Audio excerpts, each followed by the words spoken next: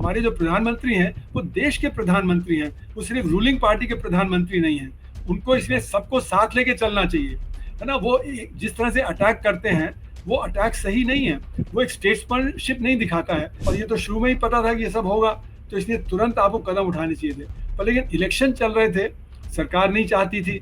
अब यही तो परेशानी है कि अगर हम इलेक्शन की वजह से जो असली अहम कदम है वो नहीं उठाएंगे, तो इसका मतलब पॉलिटिक्स हो रही है। अगर कल जो समझौता हो भी जाता है स्ट्रेट ऑफ हॉर्मुज पे, तो भी क्योंकि इतना इंफ्रास्ट्रक्चर डिस्ट्रॉय हो गया है, 3-4 महीने लगेंगे उसको जो रिस्टोर करने में, तो आपकी शॉर्टेज धीरे धीरे बढ़ती चली जाएगी। हमारी स्ट्रेटेजिक ऑटोनॉमी खत्म हो गई। वो क्यों खत्म हो गई? क्योंकि हम R&D में कमजोर हैं, हम रूस पे निर्भर हैं R&D के लिए। प्रधानमंत्री को भी कभी कभी बोलना चाहिए, कम बोलना चाहिए, इतना ज्यादा स्ट्रीट फाइटिंग में नहीं उलझना चाहिए। जो नेशनल इलेक्शन है वहां तो समझ में आता है, स्टेट इलेक्शन में इस तरह से जो ऑपोजिशन पर अटैक करते हैं वो नहीं करना चाहिए उनको। नमस्कार, मैं हूं संजीव श्रीवास्तव। आप देख रहे हैं 4PM। दोस्तों, जैसे ही कि संभावनाएं व्यक्त की जा रही थी कि चुनाव समाप्त होते ही देश की सरकार महंगाई बम फोड़ेगी और कुछ उसकी भूमिका बांधने का क्रम शुरू हो गया है।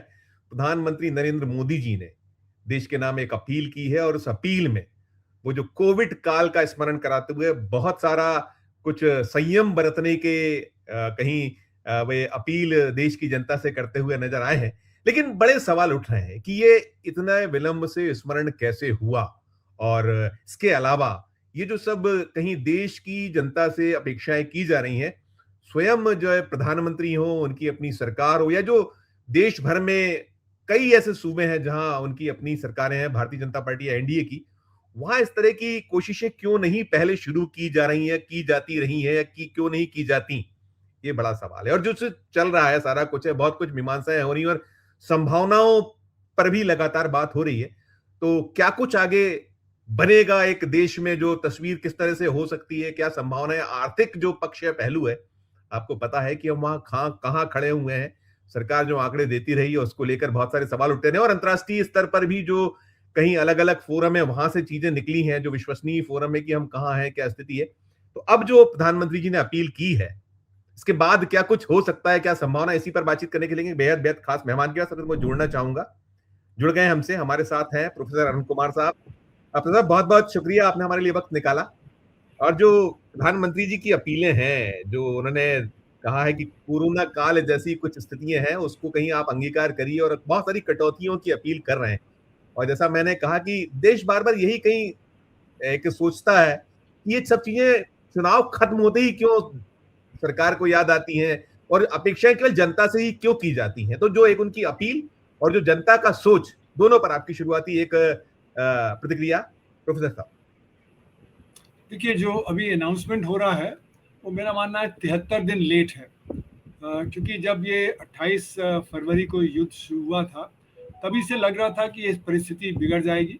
वजह उसकी ये कि खाड़ी जो है, स्ट्रेट ऑफ हॉर्मुज से, वहाँ से जो खाड़ी से जो तेल और गैस आती है उस पर एकदम रोक लग गई थी, और वहाँ से 20% दुनिया का गैस और तेल आता है। तो 20% बहुत बड़ी संख्या होती है। आप 2-3% इधर उधर से कहीं से कर सकते हैं, पर 15% तो कहीं नहीं गया। अब 15% अगर जो आपकी एनर्जी नहीं आ रही है, तो दुनिया में सभी जो देशों पे असर पड़ेगा उसका। और भारत तो क्योंकि 88% तो क्रूड इंपोर्ट करता है और 60% गैस करता है, तो भारत पे बहुत बड़ा संकट आने वाला था इसकी वजह से। ये तो बिल्कुल साफ था।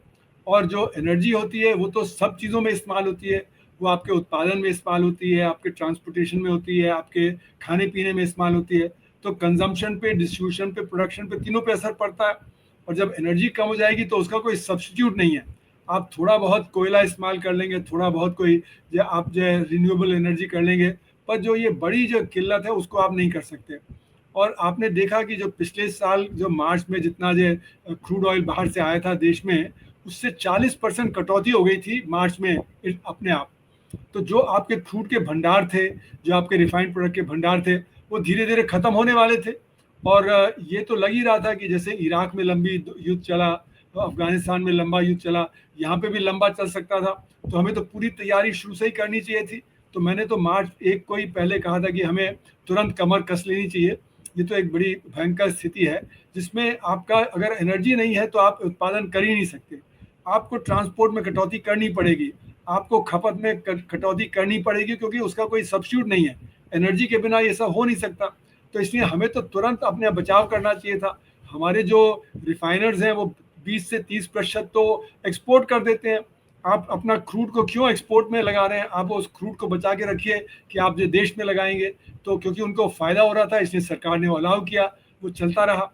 तो हमारे यहाँ शॉर्टेज तो काफ़ी भयंकर हो ही गई है, और अभी तक उसका असर हमारे दामों पे नहीं पड़ा है। लेकिन मेरा मानना है कि ये सरकार जो अभी ये अनाउंस किया है, उसके पीछे मंशा यही है कि तैयार करो कि दाम बढ़ने वाले हैं, कि संकट बहुत गहरा है। कि जब आप कह रहे हैं कि आपको इम्पोर्ट सब्स्टिट्यूशन करना है और आपको ऑस्टेरिटी करनी है, तो इम्पोर्ट सब्स्टिट्यूशन इसलिए करना है क्योंकि आप जब बाहर से माल ना लगाएं, क्योंकि बाहर से माल मंगवाएंगे तो उस पर फॉरेन एक्सचेंज चाहिएगा, और फॉरेन एक्सचेंज आपका गिर रहा है क्योंकि एफडीआई कम आ रहा है, जो पोर्टफोलियो इन्वेस्टमेंट तो बाहर ही जा रहा है, और जो नॉन रेजिडेंट इंडियंस है वो अपना जब फिक्स डिपॉजिट वगैरह बाहर लेंगे। आपके जो जो वहाँ पे गल्फ एरिया में आपके जो इंडियंस हैं वो रेमिटेंसेस कम करेंगे। तो तरह तरह से आपके जो बैलेंस ऑफ पेमेंट पे, फॉरेन एक्सचेंज पे, आपके रुपए की वैल्यू पे, आपके एक्सपोर्ट इंपोर्ट पे, सब पे असर पड़ने वाला है। और ये तो शुरू में ही पता था कि ये सब होगा, तो इसलिए तुरंत आपको कदम उठाने चाहिए थे। पर लेकिन इलेक्शन चल रहे थे, सरकार नहीं चाहती थी। अब यही तो परेशानी है कि अगर हम इलेक्शन की वजह से जो असली अहम कदम है वो नहीं उठाएंगे, तो इसका मतलब पॉलिटिक्स हो रही है। और जब पॉलिटिक्स होगी तो आप ऑपोजिशन को अटैक करेंगे, और ऑपोजिशन आपको अटैक करेगा, तो एक नेशनल कंसेंसस नहीं बिल्ड होगा। और अभी जो कदम सरकार ने बताए हैं, प्रधानमंत्री ने बताए हैं, उसके लिए नेशनल कंसेंसस बहुत ज़रूरी है। ऑपोजिशन को आपको जो अपना जो लेना साथ पड़ेगा, आपको पब्लिक को सही पिक्चर रिवील करनी पड़ेगी कि क्या हुआ। अब आप जो अगर वो नहीं करेंगे तो ऑपोजिशन तो अटैक करेगा उस पर कि आप जो सही पिक्चर नहीं रिवील कर रहे हैं। और जो अमीर लोग हैं जिनके ऊपर ये आप कह रहे हैं कि गोल्ड मत खरीदो, फॉरेन ट्रैवल नहीं करो, फॉरेन ट्रैवल कोई गरीब आदमी तो करता नहीं है, वो तो अमीर आदमी करता है। तो आप जब उसको कहेंगे तो वो यही कहेगा कि भाई लीडरशिप को सबसे पहले रोल दिखाना चाहिए, लीडरशिप को ये पहले अपना जो करना चाहिए। जो सरकार में और कॉर्पोरेट सेक्टर में बेफिजूल खर्ची होती है उसको कंट्रोल करना चाहिए। तो फिजूल खर्ची तो बहुत ज़्यादा हमारी सरकार में भी है और कॉर्पोरेट सेक्टर में भी है। मतलब इतने बड़े बड़े इश्तिहार आ जाते हैं, इतने सारी जो कॉन्फ्रेंसेस कर लेते हैं जिसमें सिर्फ दिखावा ही होता है। तो ये सब चीज़ों पे कटौती करना तो इवेंट ही इवेंट है सर। आप टोटल यदि आप क्या देखिए, चाहे देश की सरकार हो या जो राज्यों में अधिकांश जगह जहां भारतीय जनता क्या पार्टी, अभी प्रधानमंत्री जी ने कहा था कि हम इतनी जगह होंगे, इतने राज्यों में हो गए, तो हर राज्य में यही चल रहा है। वहां के बिल्कुल चाहे मुख्यमंत्री के उठाइए, डिप्टी सीएम उठाइए, मुख्यमंत्री अन्य मंत्री के उठाइए, उड़न खटोला उड़ता रहता है और इवेंट्स होते रहते हैं सब जगह। बिल्कुल। जी हाँ, तो इसलिए मैंने कहा ना, कंसेंसस तो तभी बिल्ड होगा जब सरकार एग्जाम्पल पेश करेगी, और सरकार जब अपना ऑपोजिशन के साथ मिलके एक कंसेंसस बिल्ड करेगी, तभी जो लोग जो करेंगे जो आप कह रहे हैं। नहीं तो लोग वो करेंगे नहीं, और आपका जो कदम सक्सेसफुल नहीं होगा, फिर कदम आपका जो सक्सीड नहीं करेगा, तो फिर आपको और कड़े कदम उठाने पड़ेंगे, क्योंकि शॉर्टेज तो बढ़ती जाएगी। अब उत्पादन में जगह जगह असर है, चाहे वो फर्टिलाइजर का उत्पादन है, फर्टिलाइजर के उत्पादन से आपके खाने पीने के उत्पादन पर असर पड़ेगा। सल्फर में जो आपकी कटौती हो गई है, तो सल्फर से सल्फ्यूरिक एसिड बनता है जो माइनिंग में इस्तेमाल होगा। फिर आपका प्लास्टिक में कटौती हो गई है, तो आपके जो प्लास्टिक के चेयर और मग वगैरह होते हैं वो इंडस्ट्री पे असर पड़ा है। तो मतलब कितनी इंडस्ट्री, फार्मास्यूटिकल्स है इस सब पे, क्योंकि ये जो क्रूड ऑयल जो है वो उसमें बहुत सारा केमिकल है और उसका इस्तेमाल जगह जगह होता है। तो इसलिए सप्लाई शॉक है, ये सिर्फ एनर्जी शॉक नहीं है, ये एक सप्लाई शॉक है। तो इसके लिए कदम तो तुरंत उठाने चाहिए थे, और कदम नहीं उठाए गए क्योंकि पॉलिटिक्स में पड़ गया। तो ये अभी हमारे जो प्रधानमंत्री हैं वो देश के प्रधानमंत्री हैं, वो सिर्फ रूलिंग पार्टी के प्रधानमंत्री नहीं हैं। उनको इसलिए सबको साथ लेके चलना चाहिए, है ना। वो जिस तरह से अटैक करते हैं वो अटैक सही नहीं है, वो एक स्टेट्समैनशिप नहीं दिखाता है। स्टेट्समैनशिप का मतलब है कि चाहे ऑपोजिशन कुछ भी कहता रहे, आप देश को साथ लेके चलिए। तो प्रधानमंत्री को एक एग्जाम्पल सेट करना चाहिए कि जिस तरह से वो अटैक करते हैं उस तरह का अटैक सही नहीं है, उससे तो और ज्यादा बवाल पैदा होगा। तो प्रधानमंत्री को एक देश के प्रधानमंत्री की तरह करना चाहिए। अरुण सर इसमें एक बहुत इंपॉर्टेंट में, जैसे आपने कहा 73 डेज लेट है प्रधानमंत्री जी, केंद्र की सरकार, तो 73 दिन पहले यदि ये आप कर लेते तो हमें क्या फायदे हो सकते, जरूर देश को बताइए, क्योंकि ये जाना चाहिए देश के सबक। और हम इतने लेट हुए तो अब हमें, जैसे आपने कहा कि जो बीच में लोग हैं जो अपना यहाँ का क्रूड ऑयल दुनिया के दूसरे देशों को बेच दिया, क्या क्या हो सकता था, हमने क्या क्या नुकसान हो गए हमारे, और कैसे आगे हम रोक सकते हैं, और आगे क्या आप कहेंगे अब तो कहा है उन्होंने कि ये करिए, लेकिन कहने भर से शायद काम नहीं चलेगा, मुझे लगता है। देखिए, ऐसा है कि अगर हम शुरू से कदम उठाते हैं तो उसमें एसेंशियल और इनएसेंशियल को सेपरेट करते। जो इनएसेंशियल चीजें हैं वहां पे हम कटौती करते, एसेंशियल्स को प्रोवाइड करते रहते। जैसे गरीब आदमी को खाने के लिए कुकिंग गैस की जरूरत है, क्योंकि अब हमने उनको शिफ्ट कर दिया लकड़ी और कोयले से, अब वो उस पर गैस पे करते हैं, तो उसकी हमें शॉर्टेज कंट्रोल करनी चाहिए थी। वो शॉर्टेज नहीं होनी चाहिए थी। उसके लिए ट्रेड में जहां ब्लैक मार्केटिंग चल रही है उस पर कड़ा कदम उठाना चाहिए था तुरंत, जो हमने नहीं उठाया। क्योंकि सरकार तो कह रही थी कि हमने इंडस्ट्री पे रोक लगाई है गैस का इस्तेमाल पे, पर कंज्यूमर पे नहीं लगाई। तो कंज्यूमर क्यों परेशान है? उसको क्यों 25 दिन इंतजार करना पड़ रहा है? उसको जो 1 किलो का जो पहले 100 रुपए का किलो आता था गैस, 500 रुपए क्यों देना पड़ा? उसका सारा बजट अपसेट हो गया। उसके लिए तो इन्फ्लेशन रेट 50-60% हो गया है ना। तो इसलिए वो कदम उठाना बहुत जरूरी। दूसरा जो इनएसेंशियल चीज है, जैसे कि ट्रैवल, जो आप लग्जरी ट्रैवल करते हैं उस पर कटौती कर दिए तो कोई नुकसान नहीं है, पर जो एसेंशियल ट्रैवल है उस पर तो करिए आप जो पूरा प्रोवाइड, जिससे कि जो आम रोजमर्रा की चीजें हैं उसके दाम ना बढ़े। फिर जो रोड ट्रांसपोर्ट है उसको आप शिफ्ट कर दीजिए रेल ट्रांसपोर्ट में। तो जो रोड ट्रांसपोर्ट में डीजल लगता है वो वहां चला जाएगा, और जो डीजल बचेगा वो फिर आपकी खेती में लग जाएगा। तो डीजल के दाम मत बढ़ाइए, पेट्रोल के दाम बढ़ा दीजिए। फिर प्राइवेट व्हीकल्स पे आप टैक्स लगा दीजिए, और प्राइवेट व्हीकल पर टैक्स लेके वो आप जो है पब्लिक ट्रांसपोर्ट को सब्सिडाइज कर दीजिए, जिससे कि लोग प्राइवेट व्हीकल से जो है पब्लिक ट्रांसपोर्ट पे आ जाएं, जिससे कि आपकी जो तेल की खपत कम हो जाए। क्योंकि एक जो है बस की जगह पे 2 कारें चलती हैं, और जितना कि जो उसमें 30 लोग चलते हैं बस में, जबकि जो कारों में 3 लोग चलते हैं, तो आपका 1/10 हो जाएगा कंजम्पशन। अगर आप जो है रोड ट्रैवल से आप जो है पब्लिक ट्रांसपोर्ट में ले जाएं, और अगर मेट्रो में ले जाएं तो और भी कम हो जाएगा। तो इसलिए ये जो करना कि आप जो है इस तरह से तेल की बचत करें, जिससे कि आपका तेल और ज़्यादा लंबे समय तक चले। क्योंकि अब ये पता नहीं कि 4 महीने 6 महीने कितना, अगर कल जो है समझौता हो भी जाता है स्ट्रेट ऑफ हॉर्मुज पे, तो भी क्योंकि इतना इंफ्रास्ट्रक्चर डिस्ट्रॉय हो गया है, 3-4 महीने लगेंगे उसको जो रिस्टोर करने में। तो आपकी शॉर्टेज धीरे धीरे बढ़ती चली जाएगी। तो जो हमने मतलब जो है अभी एक्सपोर्ट पे किया, तो हमारा क्रूड ही तो उसमें लगा जो एक्सपोर्ट में गया, तो हमने वो क्रूड को क्यों जाने दिया, है ना। क्रूड की शॉर्टेज तो होगी, क्योंकि मार्च में जितना हमने इंपोर्ट किया वो पिछले साल के मार्च से 40% कम है। तो जब 40% कम है तो मतलब हम अपना स्ट्रेटेजिक रिजर्व को यूज कर रहे हैं, हमारे जो रिजर्व थे उसको यूज कर रहे हैं, तो उससे परेशानी बढ़ती चली जाएगी। अगर हम ये कदम उठा लेते 70 दिन पहले तो परेशानी इतनी नहीं बढ़ती। और ये तो कई देशों ने किया, इजिप्ट ने किया, फिलीपींस ने किया, बांग्लादेश ने किया, श्रीलंका ने किया, कितने ही सारे देशों ने जहाँ ये परेशानी उनको लगी कि आएगी, तो उन्होंने, कई लोगों ने तो 5 दिन की जगह 4 दिन दफ्तर कर दिया, जिससे कि जो ट्रांसपोर्ट में जो वो मतलब कम हो जाए। तो इस तरह की चीज़ें अगर आप देखें तो तरह तरह के करने से हमारा जो स्टॉक है वो ज़्यादा लास्ट करता, क्योंकि दुनिया में कमी तो है ही है। और अभी देखिए यूक्रेन रशिया के जो रिफाइनरीज पे और ऑयल प्रोडक्ट पे हमला करे जा रहा है, तो यानी कि रूस से भी बहुत ज़्यादा नहीं निकल पाएगा। क्योंकि ये सोचा जा रहा था कि शायद रूस बढ़ा दे, हो सकता है वेनेजुएला बढ़ाए, हो सकता है अमेरिका बढ़ाए, है ना, पर लेकिन उतना नहीं बढ़ा पाएंगे जितना कि बढ़ाना चाहिए। तो कमी तो रहेगी, क्योंकि हम ही सबसे बड़े इम्पोर्टर हैं, तो हमें सब ज़्यादा वो कमी सताएगी, इसलिए हमारे उत्पादन पे सब ज़्यादा असर पड़ेगा। अब ये देखना है कि एसेंशियल और इनएसेंशियल के बीच में डिफ्रेंशिएट करते हुए एसेंशियल प्रोडक्शन चलता रहे, इनएसेंशियल प्रोडक्शन जो है वो कम हो जाए। जैसे कि अगर लग्जरी 5 स्टार होटल हैं, वहाँ पे आप कटौती कर सकते हैं। उन पे आप कहिए कि आप जो है एसी को 18 पे नहीं चला सकते, आप 25 से कम पे नहीं चला सकते, और वहाँ पे टैरिफ लगा दीजिए, जिससे कि जो लोग वहाँ जाते हैं वो कंट्रीब्यूट करें, जिससे आप जो गरीब आदमी का जो कंजम्पशन है उसको सब्सिडाइज करें।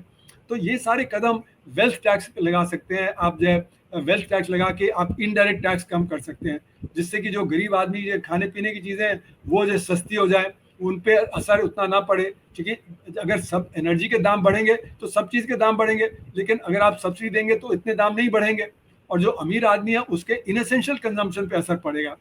तो ये बात सही है कि होटल और रेस्टोरेंट में जब होगा तो उससे एम्प्लॉयमेंट पे भी असर पड़ेगा। तो आप एम्प्लॉयमेंट उन क्षेत्रों में क्रिएट करिए जहाँ पे कि जो आपका जो एसेंशियल प्रोडक्शन है।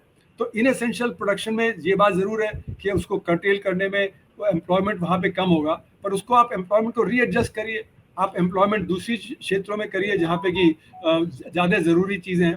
तो ये एक बड़े लेवल पे, एक वॉर्ड लेवल पे हमें ये करना पड़ेगा। तो उसके लिए ऑपोजिशन को साथ लेना पड़ेगा और पब्लिक को कॉन्फिडेंस में लेना पड़ेगा, वो करना बहुत ज़रूरी है। बिल्कुल, बिल्कुल। पर उसमें एक चीज़ और भी बताइएगा, जैसे हम लगातार देख रहे हैं, हमारी विदेश नीति पे निरंतर सवाल उठ ही उठ रहा है कि हम वहाँ पर प्योरली फेल हैं, और अगर हम इसको इस तरीके से देखें, जो हम आज कच्चे तेल के लिए बहुत कहीं ना कहीं हाहाकार है, रशिया से जो हमने कहीं अदावत पाल लिया, हमको पालना पड़ी ट्रंप के दबाव में, तो वो कितना इसमें कहीं हमारे लिए आज घातक हो रहा है एक। और उसके साथ साथ जो यूएस के हम पर तमाम दबाव है, टैरिफ और तमाम, तो उनको भी कहीं इसमें समाहित करके हम देख सकते हैं कि ये भी एक बहुत बड़ा हमारा इस जो मुश्किलात का सबब बन गया है, बन रहा है। देखिए, विदेश नीति में हम अमेरिका की तरफ ज़्यादा झुक गए, तो चीन और रूस से हम थोड़ा खिंच गए। तो ब्रिक्स में हमें तो सस्पेक्ट करते हैं कि हम अमेरिका के एजेंट हैं, तो ब्रिक्स में हमें ट्रस्ट नहीं करते। जबकि अमेरिका ने जब हमें दबाया तो हम ब्रिक्स की तरफ गए, एससीओ की तरफ गए, प्रधानमंत्री बहुत सालों बाद एससीओ में भी गए। लेकिन क्योंकि चीन और रूस हमें ट्रस्ट नहीं करते, वो समझते हैं कि हम अभी भी अमेरिका के साथ हैं, हम अभी भी क्वाड के हिस्सा हैं, तो चीन कैसे ट्रस्ट करेगा। अभी भी हम मतलब रूस का जो साथ नहीं देते, हालांकि रूस ने हमारा साथ काफ़ी दिया। तो ये वजह इसकी ये है कि हमारी स्ट्रेटेजिक ऑटोनॉमी खत्म हो गई। वो क्यों खत्म हो गई? क्योंकि हम आर&डी में कमज़ोर हैं, हम रूस पे निर्भर हैं आर&डी के लिए। हमारे जो क्रिटिकल डिफेंस इक्विपमेंट है वहाँ से आते हैं, S-400 मिसाइल है, सुखोई है, ब्रह्मोस है। फिर हमारा जो अमेरिका है वहाँ से भी डिफेंस इक्विपमेंट आ रहा है। फिर चाइना से हमारा $102 बिलियन का ट्रेड डेफिसिट है, वहाँ से लो टेक्नोलॉजी, हाई टेक्नोलॉजी सभी कुछ आता है। तो इसलिए इन तीनों के बीच में हम पिस रहे हैं, क्योंकि हमने जो आर&डी में करना चाहिए था वो हमने नहीं किया। आर&डी में हम 0.65% जीडीपी का खर्च करते हैं, जबकि चीन 3% करता है, अमेरिका 3% करता है। और चीन की अर्थव्यवस्था हमसे 5 गुनी बड़ी है, तो इसलिए वो हमसे 22 गुना ज़्यादा आर&डी में खर्च करते हैं। तो इसलिए वो दुनिया का मैन्युफैक्चरिंग हब बन गए। अमेरिका हमसे 100 गुना ज़्यादा खर्च कर रहा है, इसलिए वो एडवांस टेक्नोलॉजी में सबसे आगे है। तो हम दब क्यों रहे हैं? क्योंकि हमने वो नीतियाँ नहीं अपनाई जो हमें अपनानी चाहिए थी, शिक्षा में, स्वास्थ्य में, आर&डी में, हायर एजुकेशन में। वो हमें नीतियाँ अपनानी चाहिए थी, जिससे कि हम आर&डी में आगे होते तो हम दुनिया में कम्पीट कर सकते थे। चाइना क्यों इस समय अमेरिका से नहीं डरता? क्योंकि अमेरिका को उसके आर&डी पर निर्भर करना पड़ता है, क्योंकि वो इलेक्ट्रॉनिक इक्विपमेंट सप्लाई करता है सस्ता। तो अमेरिका ने बाकी सब चीज़ों पर टैरिफ लगाया, लेकिन इलेक्ट्रॉनिक आइटम्स पर टैरिफ नहीं लगाया, क्योंकि अमेरिका को पता है कि हम अभी वो प्रोड्यूस नहीं कर सकते अमेरिका में। तो अगर हमारी भी ऐसी ऑटोनॉमी होती, टेक्नोलॉजी होती, तो हम भी नहीं दबते। हम तो तीनों से दब जाते हैं। तो ये हमारी कमज़ोरी रही है हमारे देश की, कि हमने वो नहीं किया जो हमें एसेंशियली करना चाहिए था। और अभी भी हम वो नहीं कर रहे, क्योंकि वो लॉन्ग टर्म स्ट्रैटेजी है। तो अभी हमको शॉर्ट टर्म में क्या करना है, मीडियम टर्म में और लॉन्ग टर्म में, ये तीनों देखना पड़ेगा। शॉर्ट टर्म में तो किसी ना किसी तरह से गरीब आदमी को बचाना है, क्योंकि अब संकट बहुत भयंकर है। मीडियम टर्म में हमें तुरंत शिक्षा पे ध्यान देना पड़ेगा और आर&डी बिल्ड करना पड़ेगा। आर&डी का मतलब है कि आपको एक रिसर्च एनवायरनमेंट क्रिएट करना पड़ेगा देश में। हमारा देश बहुत फ्यूडल है, हमारे यहाँ ऊपर से ऑर्डर आता है और नीचे जाता है, जबकि आर&डी में आपको नीचे से ऊपर जो डेवलपमेंट करना है। जो यंग लोग हैं उनका जो दिमाग और सही ढंग से नई दिशा में चलता है, तो उनको एनकरेज करना है। हमारे यहाँ तो कहीं फेलियर हो जाता है इंस्टीट्यूशन में, तो हम बोलते हैं बंद कर दो, जबकि failure is the root to success. जब आपका एक एक्सपेरिमेंट फेल करता है तो पता लगता है दूसरा आपको करना है, फिर तीसरा करना है। तो इसलिए हमारे आर&डी एनवायरनमेंट नहीं है, हमारे इंस्टीट्यूशन में, यूनिवर्सिटीज में बहुत ही कमज़ोर एनवायरनमेंट है। तो ये लॉन्ग टर्म है, जिससे हमें, अब हमारे यहाँ तो यूनिवर्सिटीज में क्वेश्चनिंग अलाउ नहीं कर रहे। अगर आप क्वेश्चनिंग नहीं करेंगे तो रिसर्च कैसे होगी? तो आज ये स्थिति है जो लॉन्ग टर्म में हमको समझना पड़ेगा कि हमें यूनिवर्सिटीज़ को, इंस्टीट्यूशंस को फ्री छोड़ना है। वहाँ पे क्रिटिसिज्म होगा ही होगा, और क्रिटिसिज्म को एक्सेप्ट करना पड़ेगा, उसको हमको दबाना नहीं है।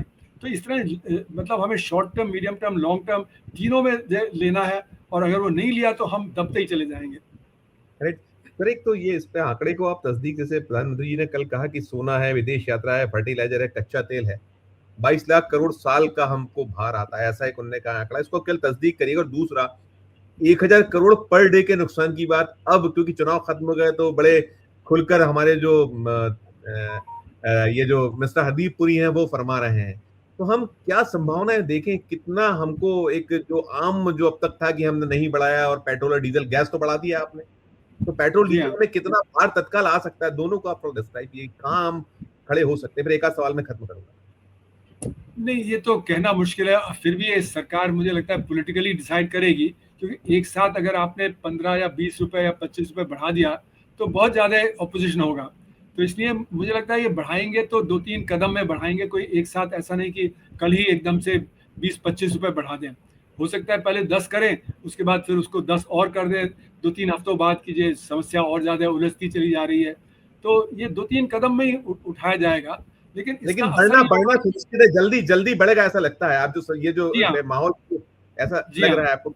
हाँ, बिल्कुल, क्योंकि ये तो सब पॉलिटिकल डिसीजन है। देखिए, हमने तो अपने जो जो पेट्रोलियम इंडस्ट्री को एक तरह से मार्केट के आधार पे छोड़ दिया था कि मार्केट में उतार चढ़ाव के साथ साथ यहाँ पे पेट्रोल डीजल के दाम बढ़ेंगे, लेकिन वो हुआ नहीं। हमने देखा जो दुनिया भर में जब दाम कम हो गए क्रूड ऑयल के, तो हमारे यहाँ जो कम नहीं हुए। तो इसलिए हमने वो मार्केट से लिंक पिछले 4-5 साल से तोड़ रखा है। तो ये पॉलिटिकल डिसीजन है। तो अब पॉलिटिक्स में वो देखेंगे सरकार कि अभी तो उन्होंने एक बैलून छोड़ा है कि ये सब करना ज़रूरी है, एक मुश्किल है। अब वो देखेंगे कितना क्रिटिसिज्म आता है, उसके हिसाब से फिर डिसाइड करेंगे कि अभी तुरंत कितना बढ़ाएं, फिर उसके बाद कितना बढ़ाएं। तो ये मुझे लगता है पॉलिटिकल जो डिसीजन मेकिंग में जाएगा। ये 27वें चुनाव है, 27 में भी कई सूबे हैं, उत्तर प्रदेश जैसा राज्य है, तो वो भी शायद ध्यान में रखना होगा इनको, मुझे लगता है। नहीं, पर अभी तो 26 का मिडिल भी नहीं हुआ है ना। तो मिडिल अभी नहीं तो हुआ, ये तो हो सकता है तब तक कुछ अभी नया तो ये हाँ, नया शिकूका बाद में लाए, इसके पहले जो जो कर सकते कर लिया जाए, ऐसा तो लगता है। ये अभी तो कर ही सकते हैं ना कि मतलब अब अगले 2-3 महीने में वो बढ़ा दें दाम। और अगर जो युद्ध खत्म हो जाता है तो फिर वो मतलब 3-4 महीने बाद फिर कम कर सकते हैं जब वो उसको हो तो शायद जाएगा। फायदा, वो तो फायदा देगा, वो हाँ, फायदा। मैं सर एक चीज और तो भी पूछना है, जैसे हम ये देश बार बार महसूस करता है कि हम जो है अघोषित आपातकाल में जी रहे हैं, बार बार कहीं उठता है, सभी लोग जितने हम महसूस भी करते हैं और विशेषज्ञ भी कहीं ना कहीं उसको इंडिकेट करते हैं। तो अब ये कदम है, जो मोदी जी की अपील है, क्या आर्थिक आपातकाल की ओर देश है, ऐसा हम देख सकते हैं? जैसे आपने रिस्ट्रिक्शन जल्दी आपको देखने को मिलेंगे, लगाए भी जा रहे हैं अघोषित तरीके से, तो उस और बढ़ गया है देश। देखिए, अभी इसमें तो अघोषित ही रहेगा, क्योंकि आप मतलब एक-एक कदम अलग-अलग उठाएँगे, है ना? और आप ये नहीं कहेंगे कि ये कोई इमरजेंसी आ गई है। आप कहेंगे ये तो ज़रूरी कदम है देश के जो फ़ायदे के लिए वगैरह-वगैरह। तो इसलिए अघोषित इमरजेंसी तो जैसे कि आप देखें डेमोक्रेसी को जो अंडरमाइन किया गया है, उसमें भी कहीं कोई घोषित वो नहीं है। बार-बार यही कहते हैं देखो हमारे यहाँ तो डेमोक्रेसी ज़्यादा अच्छी है, आप पाकिस्तान से कंपेयर कर लो, आप उस देश से कर लो, उस देश से कर लो, है ना? तो इसलिए ये तो एक पॉलिटिक्स है। पॉलिटिक्स में जो आप किस प्रकार से चीज़ को प्रेजेंट करेंगे जिससे कि आपको वाहवाही मिले, है ना? आपकी जो आलोचना ना हो। तो इसलिए ये कह रहे हैं कि भाई हमने तो देखो 70 दिन तो जनता को बचाए रखा, हमने 70 दिन तो असर नहीं होने दिया, हमने तो देखो बचा लिया। लेकिन ये एक शॉर्ट टर्म पॉलिसी है, क्योंकि शॉर्ट टर्म पॉलिसी का मतलब है कि आज का आप देख रहे हैं, आप ये नहीं देख रहे कि आगे आने वाला क्राइसिस कितना ज़्यादा हो जाएगा। तो ये मतलब सब पॉलिटिक्स की बात है जो आप कह रहे हैं कि क्या वो अनाउंस करेंगे, क्या नहीं अनाउंस करेंगे, इंडिविजुअल स्टेप्स अनाउंस करेंगे, किस सीरीज में अनाउंस करेंगे। अब ये देखना पॉलिटिकली वो क्या अपना देखते हैं। अच्छा, बिल्कुल। मैं 2 चीज़ें और पूछूँगा, मतलब इसी में एक ही साथ आप सम अप करिएगा। एक तो जो फिर राहुल गांधी को कहना पड़ा है, विपक्ष पूरा कह ही रहा है, और राहुल गांधी ने थोड़ा तल्ख शब्दों में कहा है कि मोदी जी देश चलाना अब उनके बस की बात नहीं रही है। इस पे भी थोड़ा-सा आपका अपना नोट। और दूसरा, जो हम ये जो मितव्ययिता वाली बात कर रहे हैं, हमसे जो जनता से अपेक्षा है, आम जन से, खुद से क्या-क्या कर सकती है सरकार? क्योंकि हम देख रहे हैं वर्चुअली तो कुछ कोई होता नहीं है। प्रधानमंत्री जी निरंतर अपना उनका पूरा लाव लश्कर, जहाज और तमाम सब कुछ है, और इवेंट और ऐसी सब जगह है। तो क्या दोनों चीज़ों पर क्या होना चाहिए? और ये राहुल गांधी का जो बयान है, दोनों पर आपका अंतिम नोट। देखिए, राहुल गांधी अ, मतलब क्योंकि सारा कुछ पॉलिटिक्स में जा रहा है, तो राहुल गांधी का स्टेटमेंट भी पॉलिटिक्स में ही गया है ना? क्योंकि वो उनको पॉलिटिकली काउंटर करना है, जो रूलिंग पार्टी जो एक अपना जो अच्छी छवि पेश करने चाह रही है। तो उनका तो अगर पीएम एक देश के पीएम की तरह करते और वो सबको साथ लेके चलते, तो ये तू मैं नहीं होती। क्योंकि समस्या तो है ही देश के सामने, उत्पादन पे असर पड़ेगा ही पड़ेगा, आपके डिस्ट्रीब्यूशन पे असर पड़ेगा ही पड़ेगा। तो कुछ ना कुछ तो आपको करना ही पड़ेगा जिससे कि आम जनता है उसको परेशानी कम से कम हो। तो इसलिए मेरा मानना है कि राहुल गांधी जी ने जो कहा वो तो रिएक्शन में कहा है, क्योंकि जो प्रधानमंत्री को जो करना चाहिए वो तो रोज मतलब जहाँ पे वो स्पीच दे रहे थे वहीं पे पहले उन्होंने अटैक कर दिया, है ना, ऑपोजिशन को, और फिर ये किया। तो प्रधानमंत्री को अटैक ये सोच समझ के करना चाहिए। तो मेरा मानना है कि जैसे ट्रम्प बहुत ज्यादा बोलते हैं, कभी सुबह लेफ्ट साइड से उठे तो एक बात बोल देते हैं, राइट साइड से उठे तो दूसरी बात बोल देते हैं। तो प्रधानमंत्री को भी कभी कभी बोलना चाहिए, कम बोलना चाहिए, इतना ज्यादा स्ट्रीट फाइटिंग में नहीं उलझना चाहिए। जो नेशनल इलेक्शन है वहां तो समझ में आता है, स्टेट इलेक्शन में इस तरह से जो ऑपोजिशन पर अटैक करते हैं वो नहीं करना चाहिए उनको, है ना? एक मतलब एक डिग्निफाइड वे में एक स्टेट्स पर्सन, अब उनके ऊपर तो कोई थ्रेट है ही नहीं, वो तो इतने सालों से प्रधानमंत्री है, उनकी सरकार को कुछ होना जाना नहीं है ना? तो वो एक संयम बरतते हुए मतलब एक ऑपोजिशन को साथ लेते हुए वो करें, तो मुझे लगता है ऑपोजिशन भी बिहेव करेगा, नहीं तो ऑपोजिशन भी वही गड़बड़ करेगा। तो इसलिए मेरा मानना है कि अभी तो जो भी हम नीति बनाएं इस समस्या से करने के लिए, उसमें ऑपोजिशन को पूरा साथ लेके चलना चाहिए और हमें ये कहना चाहिए कि सरकार भी बचत करेगी, सरकार कटौती करेगी जहाँ पे गैर फजूल खर्ची हो रही है, और उसको दिखना चाहिए कि आपके एडवर्टीजमेंट्स कम हो गए, आपका ट्रैवल सिंप्लीफाई हो गया, आपने ट्रैवल चार देशों की यात्रा पे जा रहे हैं वो एक तरफ तो कह रहे हैं विदेश ना जाइए, अभी जा रहे हैं वो, उनका जाना है। नहीं चलिए, वो तो खैर नेशनल पॉलिसी है आपकी, वो तो आपको करना है, क्योंकि देखिए यूएई से हमारा समझौता है, यूएई जाना जरूरी है, बाकी जो और जो यूरोपियन देशों को जाना जरूरी है। तो अब प्रधानमंत्री है तो इतना तो है, पर लेकिन इन जनरल जो हम फिजूल खर्ची कर रहे हैं सरकार में, है ना, उस पर रोक लगाना बहुत जरूरी है। और जो ट्रैवल जरूरी नहीं है उसको रोकना जरूरी है, एडवर्टाइजिंग जो जरूरी नहीं है उसको रोकना जरूरी है ना, वो पब्लिक को दिखेगा तो पब्लिक भी मानेगी। नहीं, इवेंट्स भी बंद होना चाहिए। मुझे लगता है कि कई चीजें पर हम फोन के जरिए भी कुछ चीजें हो सकती है, जरूरी नहीं कि हर चीज हम करें, वर्चुअली भी कुछ चीजें हो सकती है। हर जगह आपका लाभ लश्कर जाए, जहाज उतरे और तमाम खर्चे हो जो रुक सकते हैं, रोकना चाहिए। बहुत शुक्रिया सर, बहुत शुक्रिया। आप जो संभावना है, जो जिस तरह का सीन है उसको समझाए, आभार आपका, धन्यवाद। धन्यवाद, नमस्ते। आप सुन रहे थे प्रोफेसर अरुण कुमार साहब को, जो उठाए गए कदम है, कह रहे हैं ठीक है ये अच्छी एक है, लेकिन 73 दिन लेट है। 73 दिन पहले यदि ये कदम उठा लिया जाता तो तस्वीर कुछ और हो सकती थी। लेकिन वही चुनाव, इवेंट्स, कहीं ना कहीं जो राजनीति, वही सब उसमें परिलक्षित ध्वनित है। अरुण कुमार जी को सुनने के बाद आपकी अपनी जो राय हो, आपकी अपनी जो टिप्पणी हो, हमारे इस वीडियो के कमेंट बॉक्स में जाकर जरूर कीजिएगा। और अच्छी लगे हमारी ये चर्चा तो चैनल को लाइक कीजिए, सब्सक्राइब कीजिए, ज्वाइन का बटन दबाइएगा तो हमारी हौसला अफजाई होगी। प्यार और समय देखते रहिए 4 PM। धन्यवाद, नमस्कार।